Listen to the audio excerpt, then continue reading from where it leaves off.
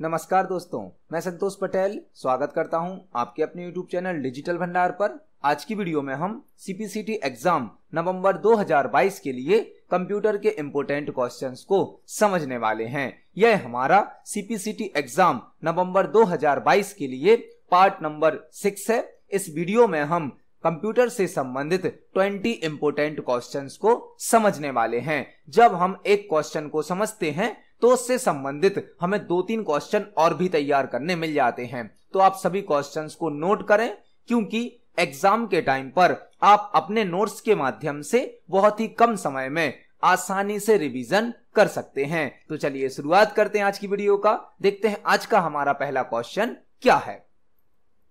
पहला क्वेश्चन हमसे पूछा गया है, MS वर्ड 2016 में Shift+F3 के द्वारा कितने केस चेंज किए जा सकते हैं।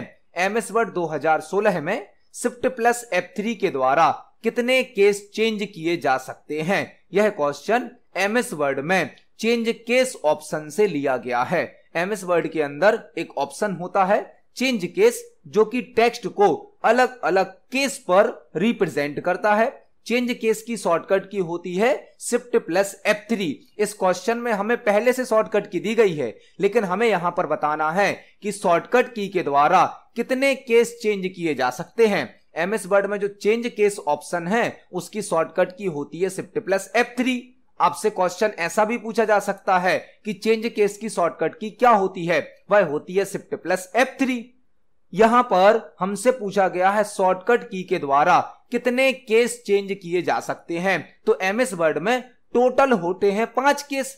MS वर्ड के अंदर टोटल होते हैं 5 केस, लेकिन शॉर्टकट की के द्वारा केवल 3 केस चेंज किए जा सकते हैं। 3 केस। MS वर्ड के अंदर टोटल 5 प्रकार के केस होते हैं, लेकिन शॉर्टकट की के द्वारा केवल 3 केस चेंज किए जा सकते हैं। जो Shift+F3 शॉर्टकट की है वह चेंज केस की शॉर्टकट की है और इसके द्वारा केवल 3 केस चेंज किए जा सकते हैं। आपको एक क्वेश्चन और तैयार करना है कि MS वर्ड में डिफॉल्ट केस कौन सा होता है, मतलब अपने आप कौन सा केस होता है। तो वह होता है सेंटेंस केस। MS वर्ड का डिफॉल्ट केस होता है सेंटेंस केस। तो यहां पर हमने एक क्वेश्चन के साथ 3-4 क्वेश्चन को समझा। चेंज केस ऑप्शन की शॉर्टकट की है Shift+F3। टोटल 5 प्रकार के केस होते हैं, लेकिन शॉर्टकट की के द्वारा केवल 3 केस यूज किए जा सकते हैं और डिफॉल्ट केस होता है MS वर्ड का सेंटेंस केस। तो इस क्वेश्चन का सही आंसर होगा ऑप्शन नंबर बी। 3 केस हम शॉर्टकट की के द्वारा चेंज कर सकते हैं। इसको हम MS वर्ड पर प्रैक्टिकली समझने वाले हैं। तो चलते हैं MS वर्ड सॉफ्टवेयर पर। यहां पर हमने MS वर्ड सॉफ्टवेयर में कुछ सैंपल टेक्स्ट टाइप किया है। हमने एक पैराग्राफ को सिलेक्ट किया।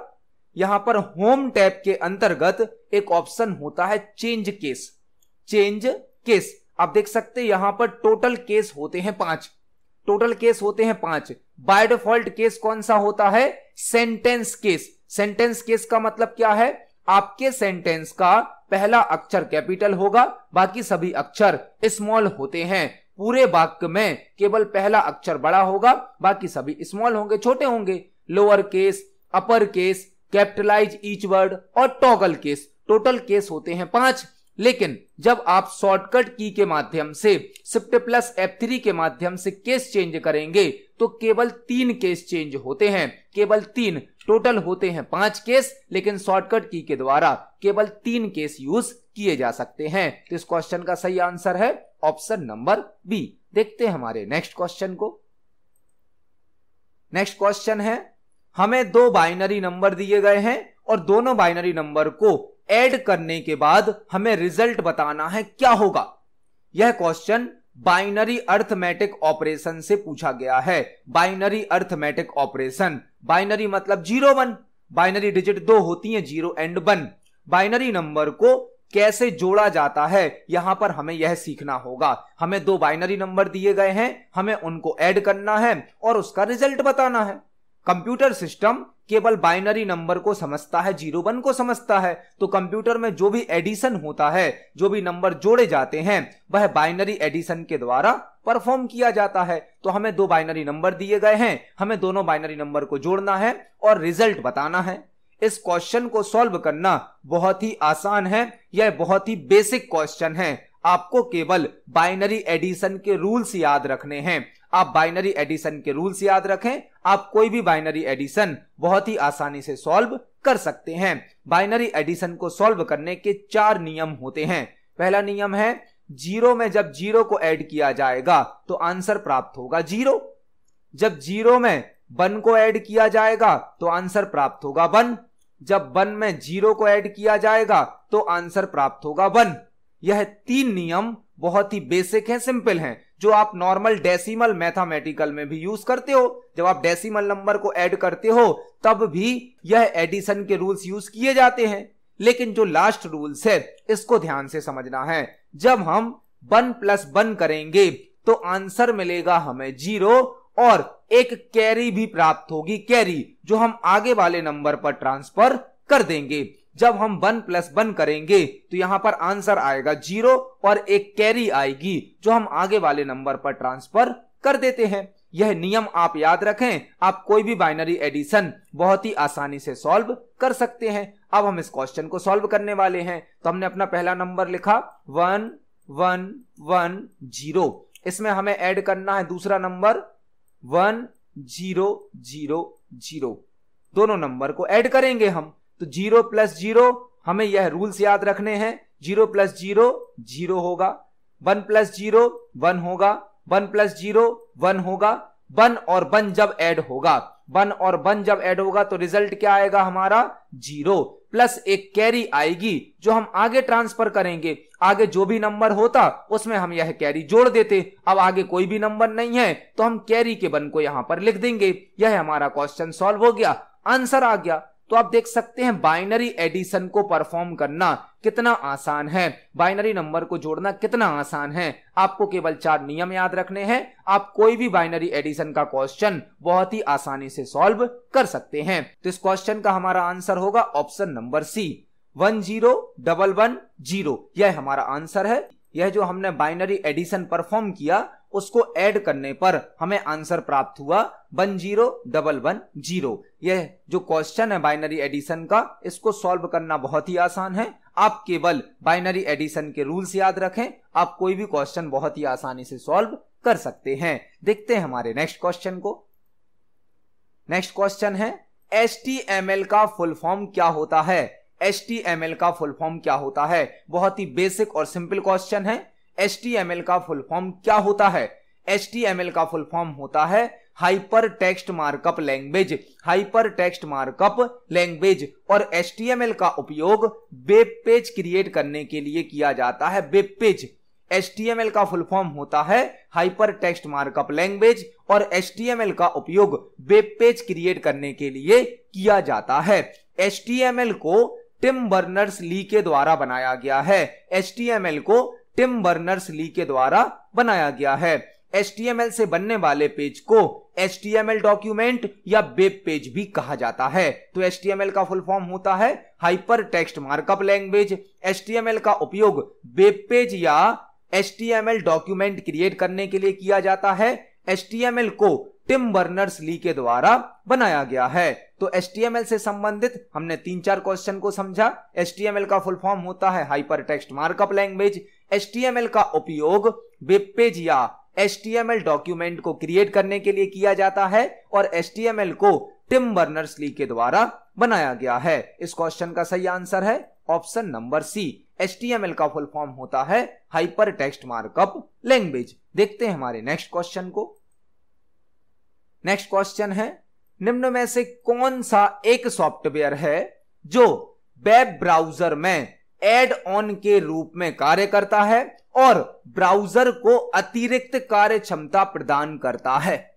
निम्न में से कौन सा एक सॉफ्टवेयर है जो वेब ब्राउजर में एड ऑन के रूप में कार्य करता है और ब्राउजर को अतिरिक्त कार्य क्षमता प्रदान करता है? मतलब ऐसा कौन सा सॉफ्टवेयर है दिए गए ऑप्शन में जो वेब ब्राउजर में ऐड हो जाता है और वेब ब्राउजर की फंक्शनैलिटी को इंप्रूव कर देता है, बढ़ा देता है? वेब ब्राउजर क्या होता है? वेब ब्राउजर एक एप्लीकेशन सॉफ्टवेयर होता है जिसका उपयोग वेब पेज और वेबसाइट को ओपन करने के लिए किया जाता है। वेब ब्राउजर एक एप्लीकेशन सॉफ्टवेयर होता है जिसका उपयोग वेब पेज और वेबसाइट को ओपन करने के लिए किया जाता है, जैसे कि Google Chrome, Mozilla Firefox, internet explorer, opera mini, यह सभी वेब ब्राउजर होते हैं। अब हमसे पूछा गया है वेब ब्राउजर में ऐड ऑन होने वाला सॉफ्टवेयर जो ब्राउजर की कार्यक्षमता को बढ़ा देता है, अतिरिक्त कार्य क्षमता प्रदान करता है, वह कहलाता है प्लगइन्स। प्लगइन्स करंट टाइम पर कई प्रकार के प्लगइन अवेलेबल होते हैं जिनको ऐड किया जाता है वेब ब्राउजर में, और जब कोई प्लगइन वेब ब्राउजर में ऐड हो जाता है तो वह ब्राउजर की कार्य क्षमता को, वेब ब्राउजर के फंक्शन को इंप्रूव कर देता है। तो इस क्वेश्चन का सही आंसर होगा option number C, plugins. Web browser में प्लगइन्स को ऐड किया जाता है जो ब्राउजर की फंक्शनैलिटी को इंप्रूव कर देते हैं। तो इस क्वेश्चन का सही आंसर होगा option number C. Web browser में एक सॉफ्टवेयर ऐड हो जाता है, एक फीचर ऐड हो जाता है जो कि कहलाता है प्लगइन, जो ब्राउजर की फंक्शनैलिटी को इंप्रूव कर देता है। इस क्वेश्चन का सही आंसर है ऑप्शन नंबर सी। देखते हैं हमारे नेक्स्ट क्वेश्चन को। नेक्स्ट क्वेश्चन है word count option MS word के किस टैब में प्राप्त होता है? Word count option MS word के किस टैब में प्राप्त होता है? यहां पर हम वर्ड काउंट से संबंधित 2-3 क्वेश्चन को समझने वाले हैं। Word count option MS word के किस टैब में प्राप्त होता है? वर्ड काउंट प्राप्त होता है रिव्यू टैब में। रिव्यू टैब में एमएस वर्ड के अंदर जो भी चेकिंग वाले ऑप्शन है, जो भी चेक करने वाले ऑप्शन है, वह सभी रिव्यू टैब में प्राप्त होते हैं, जैसे कि spelling and grammar, word count, thesaurus, track change. यह सभी ऑप्शन डॉक्यूमेंट में चेकिंग का वर्क करते हैं, और चेकिंग करना मतलब रिव्यू करना, रिव्यू मतलब चेक करना। डॉक्यूमेंट में चेक करने वाले जितने भी ऑप्शन हैं वह मिलते हैं रिव्यू टैब में। तो वर्ड काउंट कहां मिलेगा हमें? रिव्यू टैब में। आपसे वर्ड काउंट की शॉर्टकट की पूछी जा सकती है, वर्ड काउंट की, जो कि होती है कंट्रोल शिफ्ट जी। कंट्रोल शिफ्ट जी, कंट्रोल प्लस शिफ्ट प्लस जी वर्ड काउंट की शॉर्टकट की होती है, और वर्ड काउंट ऑप्शन प्राप्त होता है रिव्यू टैब में। रिव्यू टैब में वर्ड काउंट होता क्या है? वर्ड काउंट एक ऐसा ऑप्शन है जो डॉक्यूमेंट की कंप्लीट इंफॉर्मेशन शो करता है। आपके डॉक्यूमेंट में कितने पेज हैं, कितने पैराग्राफ हैं, कितनी लाइंस हैं, कितने वर्ड हैं, कितने कैरेक्टर हैं, यह कंप्लीट इंफॉर्मेशन वर्ड काउंट आपके सामने शो करता है। Word count option review tab में प्राप्त होता है, जिसकी शॉर्टकट की होती है कंट्रोल प्लस शिफ्ट प्लस जी। तो इस क्वेश्चन का सही आंसर होगा ऑप्शन नंबर ए।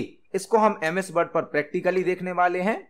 तो एमएस वर्ड सॉफ्टवेयर में जब हम रिव्यू टैब को सिलेक्ट करेंगे तो यहां पर एक ऑप्शन होता है वर्ड काउंट, जो कि हमारी फाइल की, हमारे डॉक्यूमेंट की एक रिपोर्ट शो करता है कि हमारी फाइल में कितने पेज हैं, कितने वर्ड हैं, कितने पैराग्राफ हैं, कितने लाइंस हैं, कितने कैरेक्टर्स हैं। यह रिपोर्ट होती है वर्ड काउंट। इसको आप कंट्रोल शिफ्ट जी से भी एक्सेस कर सकते हैं। तो इस क्वेश्चन का सही आंसर है हमारा ऑप्शन नंबर ए। यहां पर हमने वर्ड काउंट से संबंधित सभी क्वेश्चन को एक साथ समझा। इस क्वेश्चन का सही आंसर होगा ऑप्शन नंबर ए।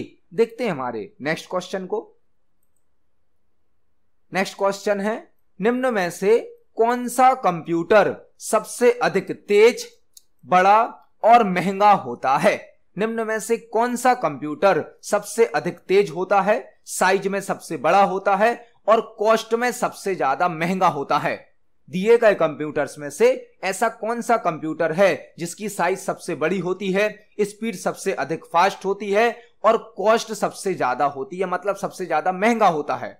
वह होता है सुपर कंप्यूटर। सुपर कंप्यूटर, उसका नाम ही है सुपर कंप्यूटर। सुपर मतलब एक ऐसा कंप्यूटर जो एक साथ लाखों करोड़ों प्रोसेस को रन करता है, एक साथ लाखों करोड़ों कैलकुलेशंस को परफॉर्म करता है, वह कहलाता है सुपर कंप्यूटर, जो साइज में सबसे बड़ा होता है, सबसे अधिक फास्ट होता है और सबसे अधिक कॉस्टली भी होता है। तो इस क्वेश्चन का सही आंसर होगा option number D. Super computer size में सबसे बड़ा होता है, स्पीड में सबसे अधिक फास्ट होता है और कॉस्ट भी इसकी सबसे ज्यादा होती है।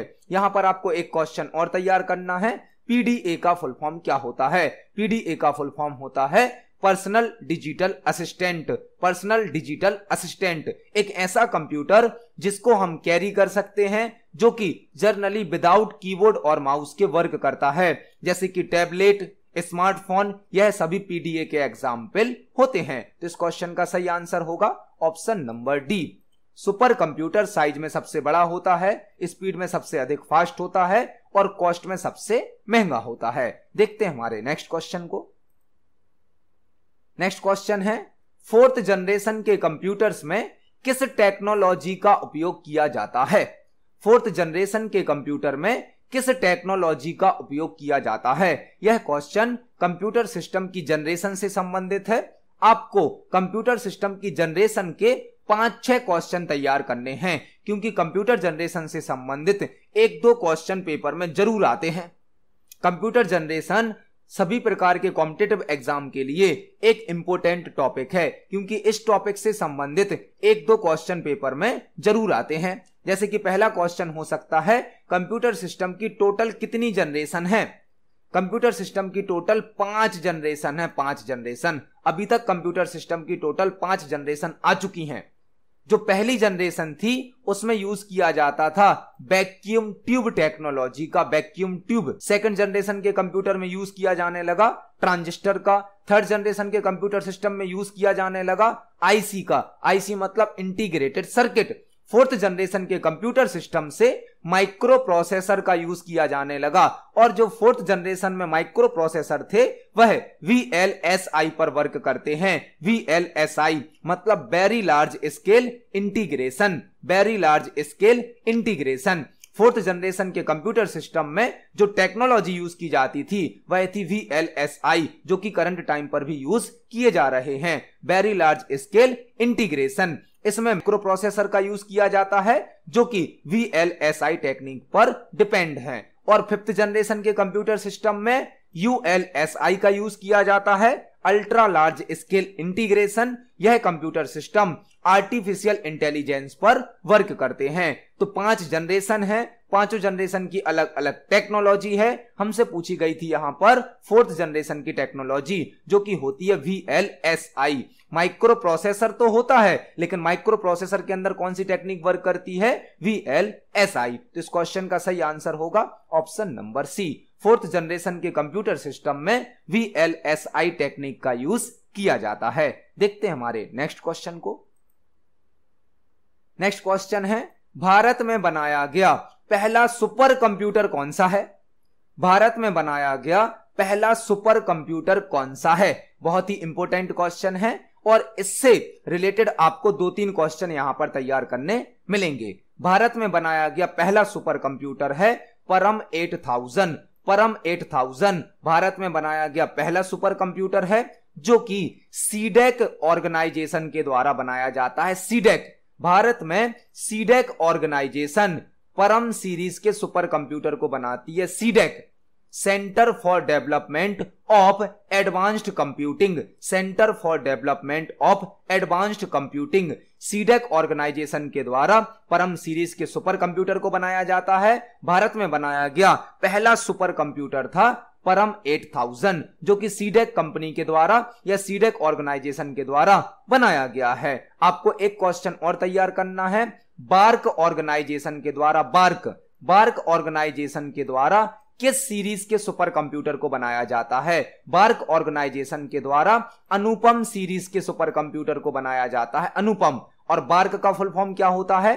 Bhabha atomic research centre, Bhabha atomic research centre. BARC के द्वारा अनुपम सीरीज के सुपर कंप्यूटर बनाए जाते हैं, और सीडेक कंपनी के द्वारा परम सीरीज के सुपर कंप्यूटर को बनाया जाता है। भारत में बनाया गया पहला सुपर कंप्यूटर है परम 8000। तो इस क्वेश्चन का सही आंसर होगा ऑप्शन नंबर सी। देखते हैं हमारे नेक्स्ट क्वेश्चन को। नेक्स्ट क्वेश्चन है, निम्न में से कौन एक सर्च इंजन का एग्जाम्पल है? निम्न में से कौन एक सर्च इंजन का एग्जाम्पल है? पहले तो आपको यह पता होना चाहिए कि सर्च इंजन क्या होता है। सर्च इंजन कुछ वेबसाइट या ऑनलाइन प्रोग्राम होते हैं जो इंटरनेट पर किसी टॉपिक के आधार पर, किसी कीवर्ड के आधार पर इंफॉर्मेशन को सर्च करते हैं। वेब ब्राउजर अलग होता है, सर्च इंजन अलग होता है। वेब ब्राउजर एक एप्लीकेशन सॉफ्टवेयर होता है जो कि हमारे कंप्यूटर सिस्टम में इंस्टॉल होता है, जैसे कि Google Chrome, Mozilla Firefox, opera mini, internet explorer, यह सभी वेब ब्राउजर होते हैं। वेब ब्राउजर मतलब एप्लीकेशन सॉफ्टवेयर जिसको क्लाइंट कंप्यूटर पर इंस्टॉल किया जाता है। लेकिन सर्च इंजन कुछ वेबसाइट होती हैं, कुछ ऑनलाइन प्रोग्राम होते हैं जो कि इंटरनेट पर किसी इंफॉर्मेशन को सर्च करते हैं। किसी टॉपिक के आधार पर इंफॉर्मेशन को सर्च करने के लिए सर्च इंजन का यूज किया जाता है, जैसे कि google.com, yahoo.com, विकिपीडिया, विंग, यह सभी सर्च इंजन होते हैं। बिंग यहां पर सर्च इंजन है, बिंग जिसे माइक्रोसॉफ्ट कंपनी के द्वारा बनाया गया है। तो दिए गए ऑप्शन में से बिंग एक सर्च इंजन है जिसे माइक्रोसॉफ्ट कंपनी के द्वारा बनाया गया है। तो इस क्वेश्चन का सही आंसर होगा ऑप्शन नंबर सी। बिंग एक सर्च इंजन है जिसे माइक्रोसॉफ्ट कंपनी के द्वारा बनाया गया है। देखते हैं हमारे नेक्स्ट क्वेश्चन को। नेक्स्ट क्वेश्चन है, कीबोर्ड में कितनी फंक्शंस की होती हैं? कीबोर्ड में कितनी फंक्शंस की होती हैं? बहुत ही बेसिक और सिंपल क्वेश्चन है। कीबोर्ड में टोटल 12 प्रकार की 12 टाइप्स की फंक्शन की होती हैं जो कि F1 से लेकर F12 तक होती हैं। प्रत्येक फंक्शन की का एक फिक्स फंक्शन होता है, कोई स्पेशल वर्क होता है। टोटल 12 प्रकार की फंक्शन की होती हैं जो कि F1 से लेकर F12 तक होती हैं। तो कीबोर्ड में टोटल 12 प्रकार की फंक्शन की होती हैं। इस क्वेश्चन का सही आंसर होगा ऑप्शन नंबर बी। देखते हैं हमारे नेक्स्ट क्वेश्चन को। नेक्स्ट क्वेश्चन है, पावर पॉइंट प्रेजेंटेशन में सभी स्लाइड्स को सिलेक्ट करने के लिए किस शॉर्टकट की का उपयोग किया जाता है? पावर पॉइंट प्रेजेंटेशन में सभी स्लाइड्स को सिलेक्ट करने के लिए किस शॉर्टकट की का उपयोग किया जाता है? पावर पॉइंट में जो हम प्रेजेंटेशन बनाते हैं, एक प्रेजेंटेशन के अंदर मल्टीपल स्लाइड होती हैं। स्लाइड मतलब पावर पॉइंट का पेज। पावर पॉइंट की प्रेजेंटेशन में जो पेज यूज किया जाता है उसे स्लाइड कहते हैं। यदि हमने एक प्रेजेंटेशन बनाई है और फॉर एग्जाम्पल उसमें 10 स्लाइड हैं, हमें एक साथ सभी 10 स्लाइड को सिलेक्ट करना है, तो हम कौन सी शॉर्टकट की यूज करेंगे? Ctrl+A। Ctrl+A सिलेक्ट ऑल की शॉर्टकट की होती है जो कि मैक्सिमम सॉफ्टवेयर में सिलेक्ट ऑल के लिए यूज की जाती है। Word, Excel, PowerPoint, Notepad, WordPad सभी सॉफ्टवेयर में Ctrl+A के द्वारा सिलेक्ट ऑल किया जाता है।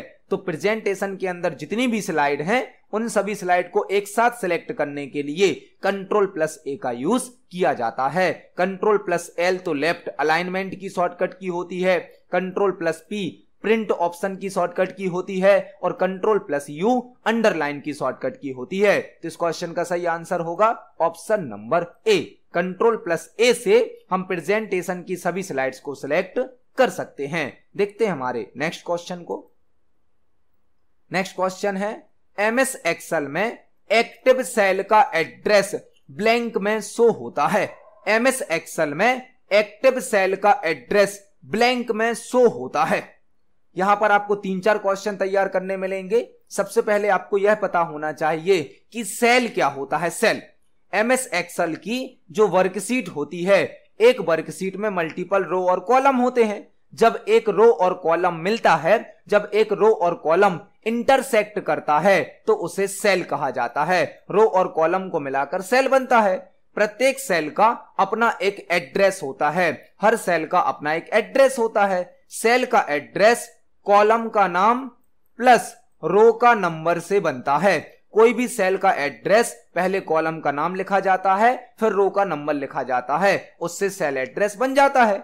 हमसे पूछा गया है एक्टिव सेल का एड्रेस कहां शो होता है। एक्टिव सेल कौन सा सेल कहलाता है? जो सेल अभी सिलेक्ट है, जिस सेल पर हमारा कर्सर है उसे कहा जाता है एक्टिव सेल। एक्टिव सेल का एड्रेस शो होता है नेम बॉक्स में। नेम बॉक्स में नेम बॉक्स आपको एक्टिव सेल का या करंट सेल का एड्रेस शो करता है। तो इस क्वेश्चन का सही आंसर होगा option number B. Active cell का एड्रेस नेम बॉक्स में शो होता है।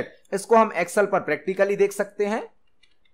MS एक्सेल में आप देख सकते हैं अभी हमारा कर्सर E नाम के कॉलम पर है और 9th नंबर की रो पर है, तो हमारा सेल क्या होगा? E9। इसका एड्रेस हमें नेम बॉक्स में शो किया जाता है। नेम बॉक्स में आप जिस सेल पर क्लिक करेंगे उस सेल का एड्रेस आपको नेम बॉक्स में शो किया जाता है। नेम बॉक्स करंट सेल के एड्रेस को शो तो करता है, साथ ही साथ यहां पर आप जिस सेल का एड्रेस टाइप करेंगे और एंटर करेंगे आप डायरेक्ट उस सेल पर मूव भी कर सकते हैं। तो नेम बॉक्स के दो पर्पस होते हैं, करंट सेल के एड्रेस को शो करना या डायरेक्ट किसी सेल पर नेविगेट करना, मूव करना, यह होता है नेम बॉक्स। तो इस क्वेश्चन का सही आंसर होगा ऑप्शन नंबर बी। देखते हैं हमारे नेक्स्ट क्वेश्चन को। नेक्स्ट क्वेश्चन है डीबीडी का फुल फॉर्म क्या होता है। डीबीडी का फुल फॉर्म क्या होता है? बहुत ही बेसिक और सिंपल क्वेश्चन है, लेकिन यहां पर डीबीडी से संबंधित आपको 3-4 क्वेश्चन तैयार करने मिलने वाले हैं। डीबीडी जो कि एक सेकेंडरी स्टोरेज डिवाइस है, सेकेंडरी स्टोरेज डिवाइस है, और डीबीडी एक ऑप्टिकल डिस्क होती है। डीबीडी एक सेकेंडरी स्टोरेज डिवाइस है, यह एक ऑप्टिकल डिस्क है। डीबीडी का फुल फॉर्म होता है digital versatile disc. Digital versatile disc जो कि 4.7 जीबी तक का डेटा स्टोर कर सकती है। एक डीबीडी में 4.7 जीबी तक का डेटा स्टोर किया जा सकता है। तो डीबीडी एक सेकेंडरी स्टोरेज डिवाइस है, डीबीडी एक ऑप्टिकल स्टोरेज डिवाइस होती है, ऑप्टिकल डिस्क होती है। डीबीडी का फुल फॉर्म होता है डिजिटल वर्सेटाइल डिस्क, और डीबीडी में 4.7 जीबी तक का डेटा स्टोर किया जा सकता है। तो इस क्वेश्चन का सही आंसर होगा ऑप्शन नंबर सी। डीबीडी का फुल फॉर्म होता है डिजिटल वर्सेटाइल डिस्क। देखते हैं हमारे नेक्स्ट क्वेश्चन को। नेक्स्ट क्वेश्चन है साइपर टेक्स्ट क्या होता है। साइपर टेक्स्ट क्या होता है? यह क्वेश्चन इंफॉर्मेशन सिक्योरिटी से या साइबर सिक्योरिटी से पूछा गया है। इंफॉर्मेशन सिक्योरिटी में या साइबर सिक्योरिटी में साइपर टेक्स्ट का यूज किया जाता है। हम एक डायग्राम के माध्यम से साइपर टेक्स्ट को समझने वाले हैं, साथ ही साथ आपके 2-3 क्वेश्चन भी तैयार होने वाले हैं। जब कोई नेटवर्क में इंफॉर्मेशन को शेयर किया जाता है तो एक होता है सेंडर, एक होता है रिसीवर। यहां पर मल्टीपल सेंडर मल्टीपल रिसीवर भी हो सकते हैं, एक सेंडर मल्टीपल रिसीवर भी हो सकते हैं। सेंडर जब डेटा को सेंड करता है तो यह डेटा होता है प्लेन टेक्स्ट या नॉर्मल टेक्स्ट। जब हम कोई मैसेज सेंड करते हैं तो वह प्लेन टेक्स्ट या नॉर्मल टेक्स्ट के रूप में होता है। फॉर एग्जाम्पल हमने किसी को मैसेज भेजा हाय, तो यह एक प्लेन टेक्स्ट है या नॉर्मल टेक्स्ट है। जब यह प्लेन टेक्स्ट नेटवर्क में जाता है तो इस पर इनक्रिप्शन अप्लाई कर दिया जाता है। इनक्रिप्शन, इनक्रिप्शन मतलब इस प्लेन टेक्स्ट को, नॉर्मल टेक्स्ट को एक सीक्रेट कोड में बदल दिया जाता है। वह सीक्रेट कोड कहलाता है साइपर टेक्स्ट। वह सीक्रेट कोड कहलाता है साइपर टेक्स्ट। मतलब इसको आसानी से समझा नहीं जा सकता है, इसको आसानी से नहीं पढ़ा जा सकता है। जब यह साइपर टेक्स्ट रिसीवर के साइड पर पहुंचता है तो यहां पर डिक्रिप्शन अप्लाई किया जाता है, डिक्रिप्शन, और इसको वापस प्लेन टेक्स्ट में या नॉर्मल टेक्स्ट में बदल दिया जाता है, जिससे कि रिसीवर इसको पढ़ पाता है, देख पाता है। तो नेटवर्क में जो भी कम्युनिकेशन होता है, जो भी सूचनाओं का आदान प्रदान होता है, उसको सुरक्षित करने के लिए, सिक्योर बनाने के लिए इनक्रिप्शन और डिक्रिप्शन का यूज किया जाता है। इनक्रिप्शन के द्वारा प्लेन टेक्स्ट को या नॉर्मल टेक्स्ट को एक सीक्रेट कोड में बदला जाता है जो कि कहलाता है साइपर टेक्स्ट, और डिक्रिप्शन के द्वारा साइपर टेक्स्ट को वापस बदल दिया जाता है प्लेन टेक्स्ट या नॉर्मल टेक्स्ट में। तो साइपर टेक्स्ट क्या होगा? साइपर टेक्स्ट होगा इनक्रिप्टेड टेक्स्ट। इनक्रिप्टेड टेक्स्ट, क्योंकि प्लेन टेक्स्ट को इनक्रिप्ट किया गया तो क्या बन गया? साइपर टेक्स्ट बन गया। हम इसे सीक्रेट कोड भी बोल सकते हैं, इनक्रिप्टेड कोड भी बोल सकते हैं। तो इस क्वेश्चन का सही आंसर होगा option number C. Encryption, decryption, cipher text से संबंधित 1-2 क्वेश्चन पेपर में जरूर होते हैं। यह सीपीसीटी के लिए एक इंपॉर्टेंट टॉपिक है। इस क्वेश्चन का सही आंसर होगा option number C. Cipher text encrypted text होता है। देखते हैं हमारे नेक्स्ट क्वेश्चन को। नेक्स्ट क्वेश्चन है www को किस ईयर में बनाया गया था? www को किस ईयर में बनाया गया था? यह एक बेसिक और सिंपल क्वेश्चन है, लेकिन इससे संबंधित 3-4 क्वेश्चन बन सकते हैं। उन सभी क्वेश्चन को हम यहां पर तैयार करने वाले हैं। www क्या होता है? www एक डेटाबेस होता है, डेटाबेस जो कि इंटरनेट पर सभी प्रकार की इंफॉर्मेशन को स्टोर करता है। www एक डेटाबेस होता है जो कि इंटरनेट पर उपलब्ध सभी प्रकार की इंफॉर्मेशन को स्टोर करता है। www का फुल फॉर्म होता है world wide web. World wide web इसे शॉर्ट में W3 भी कहा जाता है और W3 का फुल फॉर्म भी क्या होगा? World wide web. www का फुल फॉर्म होता है वर्ल्ड वाइड वेब। www को शॉर्ट में W3 लिखा जाता है और W3 का फुल फॉर्म भी होता है वर्ल्ड वाइड वेब। www को टिम बर्नर्स ली के द्वारा बनाया गया है, टिम बर्नर्स ली के द्वारा, और www को सन 1989 में बनाया गया था, 1989 में बनाया गया था। तो इस क्वेश्चन का सही आंसर होगा ऑप्शन नंबर डी। इस क्वेश्चन का सही आंसर है ऑप्शन नंबर डी। देखते हैं हमारे नेक्स्ट क्वेश्चन को। नेक्स्ट क्वेश्चन है एसक्यूएल का फुल फॉर्म क्या होता है? एसक्यूएल का फुल फॉर्म क्या होता है? एसक्यूएल का फुल फॉर्म होता है structured query language. Structured query language एक ऐसी लैंग्वेज जिसका उपयोग डीबीएमएस में किया जाता है, डेटाबेस मैनेजमेंट सिस्टम में।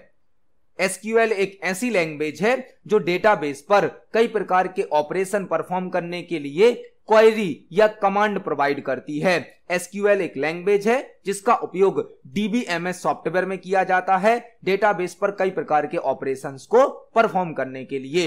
एसक्यूएल का फुल फॉर्म होता है स्ट्रक्चर्ड क्वेरी लैंग्वेज। तो इस क्वेश्चन का सही आंसर होगा ऑप्शन नंबर सी। एसक्यूएल का फुल फॉर्म होता है स्ट्रक्चर्ड क्वेरी लैंग्वेज। देखते हैं हमारे नेक्स्ट क्वेश्चन को। नेक्स्ट क्वेश्चन है असेंबली लैंग्वेज का उपयोग ब्लैंक जनरेशन के कंप्यूटर में किया जाता है। असेंबली लैंग्वेज का उपयोग ब्लैंक जनरेशन के कंप्यूटर में किया जाता है। कंप्यूटर सिस्टम की टोटल 5 जनरेशन आ चुकी हैं। हमसे पूछा गया है जो असेंबली लैंग्वेज है उसका उपयोग किस जनरेशन के कंप्यूटर में किया जाता है। फर्स्ट जनरेशन के जो कंप्यूटर थे, फर्स्ट जनरेशन के, इसमें यूज किया जाता था मशीन लैंग्वेज का या बाइनरी लैंग्वेज का। इसके बाद जो सेकंड जनरेशन के कंप्यूटर आए उसमें यूज किया जाने लगा असेंबली लैंग्वेज का। असेंबली लैंग्वेज का यूज सेकंड जनरेशन के कंप्यूटर में किया जाता है। असेंबली लैंग्वेज के अंदर बहुत सारे जो वर्ड थे उनके शॉर्टकट यूज किए जाते थे, शॉर्ट फॉर्म यूज किए जाते थे, जिन्हें कहा जाता था नेमोनिक कोड। Mnemonic code. आपसे क्वेश्चन ऐसा भी पूछा जा सकता है कि किस लैंग्वेज में नेमोनिक कोड का यूज किया जाता है, वह होती है असेंबली लैंग्वेज। असेंबली लैंग्वेज में शॉर्टकट यूज किए जाते थे जिन्हें कहा जाता था नेमोनिक कोड, और यह लैंग्वेज सेकंड जनरेशन के कंप्यूटर में यूज की जाती थी। और असेंबली लैंग्वेज को लो लेवल लैंग्वेज में बदलने के लिए असेंबलर का उपयोग किया जाता है। इस क्वेश्चन का सही आंसर होगा option number B. Assembly language का उपयोग सेकंड जनरेशन के कंप्यूटर सिस्टम में किया जाता है। देखते हैं हमारे नेक्स्ट क्वेश्चन को। नेक्स्ट क्वेश्चन है एमएस एक्सेल 2016 वर्कबुक में मैक्सिमम जूम परसेंटेज कितना होता है? एमएस एक्सेल 2016 में वर्कबुक मतलब उसकी फाइल में मैक्सिमम जूम परसेंटेज कितना होता है? यदि आपने एमएस एक्सेल में कोई फाइल बनाई है तो आप उस फाइल की स्क्रीन को मैक्सिमम कितने परसेंट तक जूम कर सकते हैं? एमएस एक्सेल की जो स्क्रीन होती है उसको कितने परसेंट तक जूम किया जा सकता है? एमएस एक्सेल की स्क्रीन को 400% तक जूम किया जा सकता है, 400% तक। एमएस वर्ड की स्क्रीन को 500% तक जूम किया जा सकता है। एक्सेल में मैक्सिमम जूम परसेंटेज होता है 400 और मिनिमम होता है 10%। एमएस वर्ड में मैक्सिमम होता है 500% और मिनिमम होता है 10%। तो एमएस एक्सेल की स्क्रीन को या एमएस एक्सेल की वर्कबुक को, वर्कशीट को मैक्सिमम 400% तक जूम किया जा सकता है। इस क्वेश्चन का सही आंसर होगा ऑप्शन नंबर बी। इस क्वेश्चन को हम प्रैक्टिकली देख सकते हैं एक्सेल पर। यदि हम एक्सेल को जूम करते हैं, एक्सेल की स्क्रीन को जूम करते हैं, तो इसको मैक्सिमम 400% तक जूम किया जा सकता है, 400% तक, और मिनिमम 10% तक जूम किया जा सकता है, मिनिमम 10 तक, मैक्सिमम 400 तक और मिनिमम 10% तक। तो इस क्वेश्चन का सही आंसर होगा ऑप्शन नंबर बी। देखते हैं हमारे नेक्स्ट क्वेश्चन को। नेक्स्ट क्वेश्चन है एमएस वर्ड में क्रिएट होने वाली फाइल को ब्लैंक कहा जाता है। एमएस वर्ड में क्रिएट होने वाली फाइल को क्या कहा जाता है? MS वर्ड में हम जो फाइल बनाते हैं उसे क्या कहा जाता है? MS वर्ड में बनने वाली फाइल को कहा जाता है डॉक्यूमेंट। MS वर्ड के अंदर जो फाइल बनती है उसे कहा जाता है डॉक्यूमेंट, और बाय डिफॉल्ट फाइल का नाम होता है डॉक्यूमेंट1। बाय डिफॉल्ट फाइल का नाम क्या होता है? डॉक्यूमेंट1। और MS वर्ड की फाइल का एक्सटेंशन होता है .docx। MS वर्ड में जो फाइल बनती है उसे कहा जाता है डॉक्यूमेंट। बाय डिफॉल्ट फाइल का नाम होता है डॉक्यूमेंट1, और MS वर्ड में जो फाइल बनती है उसका एक्सटेंशन होता है .docx। तो इस क्वेश्चन का सही आंसर होगा option number C. MS Word में बनने वाली फाइल को डॉक्यूमेंट कहा जाता है, बाय डिफॉल्ट फाइल का नाम होता है डॉक्यूमेंट1 और फाइल का एक्सटेंशन होता है .docx। इस क्वेश्चन का सही आंसर है ऑप्शन नंबर सी। देखते हैं हमारे नेक्स्ट क्वेश्चन को। नेक्स्ट क्वेश्चन है USB का फुल फॉर्म क्या होता है? USB का फुल फॉर्म क्या होता है? USB का फुल फॉर्म होता है यूनिवर्सल सीरियल बस। यूनिवर्सल सीरियल बस जो कि एक पोर्ट होता है जिसके द्वारा कीबोर्ड, माउस, प्रिंटर, स्कैनर को कंप्यूटर सिस्टम से कनेक्ट किया जाता है। करंट टाइम पर USB पोर्ट का उपयोग सबसे अधिक किया जाता है। मैक्सिमम डिवाइसेस को कनेक्ट करने के लिए USB पोर्ट का यूज किया जाता है। USB का फुल फॉर्म होता है यूनिवर्सल सीरियल बस। तो इस क्वेश्चन का सही आंसर होगा ऑप्शन नंबर बी। USB का फुल फॉर्म होता है यूनिवर्सल सीरियल बस। तो आज की वीडियो में हमने CPCT एग्जाम से संबंधित कंप्यूटर के 20 इंपोर्टेंट क्वेश्चंस को समझा है। जब हमने एक क्वेश्चन को समझा तो उससे रिलेटेड हमने कई क्वेश्चन और भी तैयार करे हैं। आप सभी क्वेश्चंस को पढ़ें, समझें। यदि आपका कोई क्वेश्चन है, कोई डाउट है तो कमेंट सेक्शन में जरूर पूछें। वीडियो पसंद आती है तो वीडियो को लाइक करें, ज्यादा से ज्यादा शेयर करें। मिलते हैं अगली वीडियो में। धन्यवाद।